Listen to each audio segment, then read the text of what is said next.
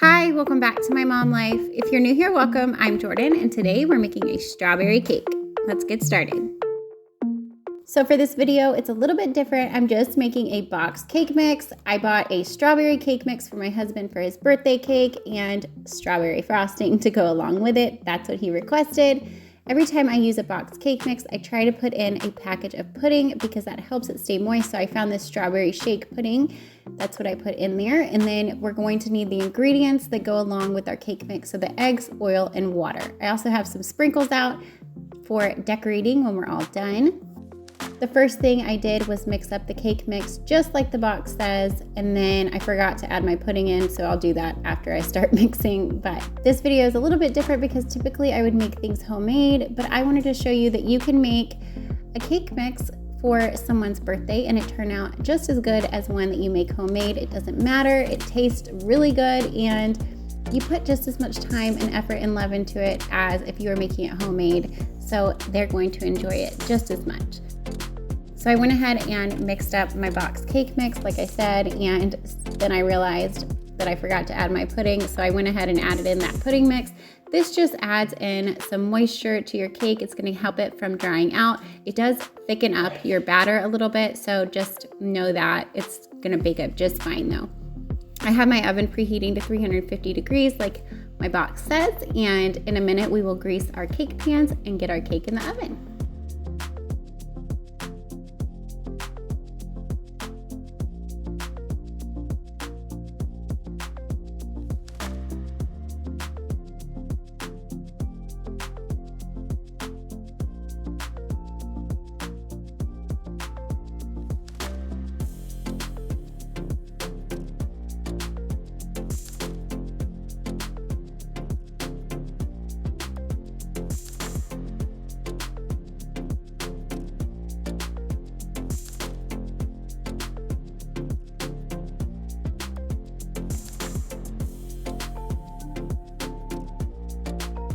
Now I am just cutting some parchment paper to fit my cake pans. I spray them and then I line them with parchment paper and then I spray the parchment paper just to help prevent any sticking. Here I'm showing you how I try to make a circle that's going to fit my cake pan. I saw this on Instagram or something. It's a trick. You just kind of want to start out with a square of parchment paper, fold it into a triangle, and then just keep folding. And then you are going to take that point and measure from the center of your pan out, and you'll see here in just a second. You'll kind of mark where you want to cut and then cut it, and then it should come out to be perfect to fit your pan. You can also just trace the pan on the parchment paper if you want to do it that way. I've done it that way too.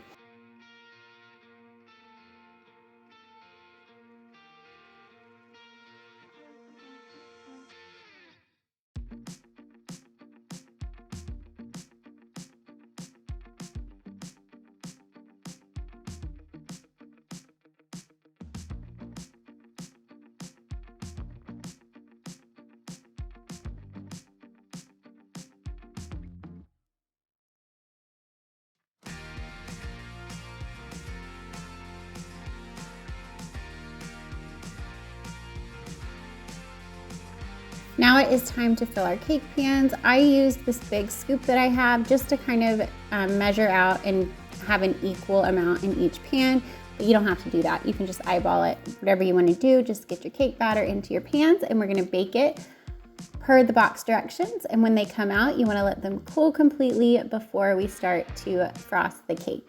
I ended up wrapping mine in saran wrap and putting them in the fridge and then decorating it the next day.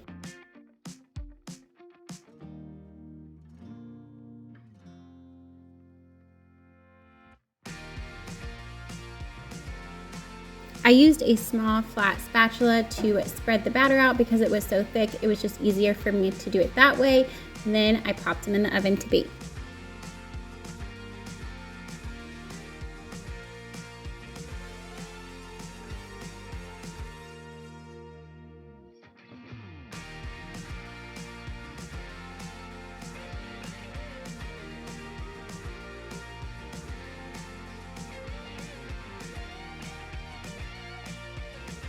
Once it was time to decorate my cake, I went ahead and just opened up one of my cans of frosting. I recommend using 2 cans of frosting if you're doing a round cake like this, just because you need more to cover the sides and to put a layer of frosting in between your layers.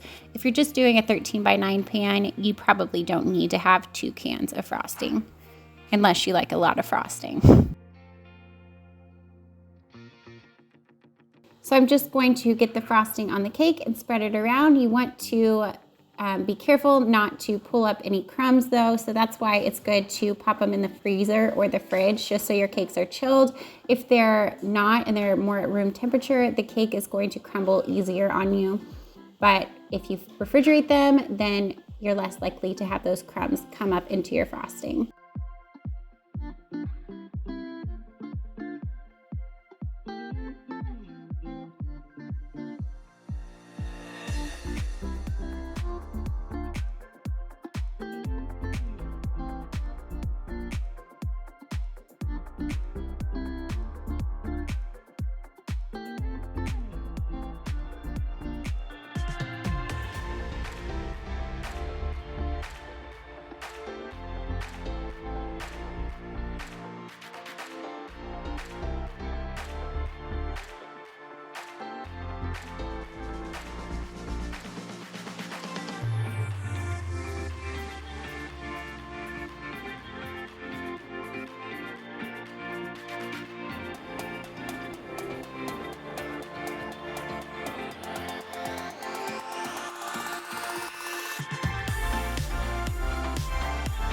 I ended up taking the spatula that I was using for the frosting and then making this design on the top of the cake just to be festive and for a place for our sprinkles to kind of settle in so they don't just roll off the cake. And then I topped it with a bunch of rainbow sprinkles, and there you have it. It was as easy as that. I make cakes homemade, and I also make box cakes, and I take box cakes and turn them into other things. You can do so much in the kitchen. I hope that this gives you some inspiration to be creative in your kitchen.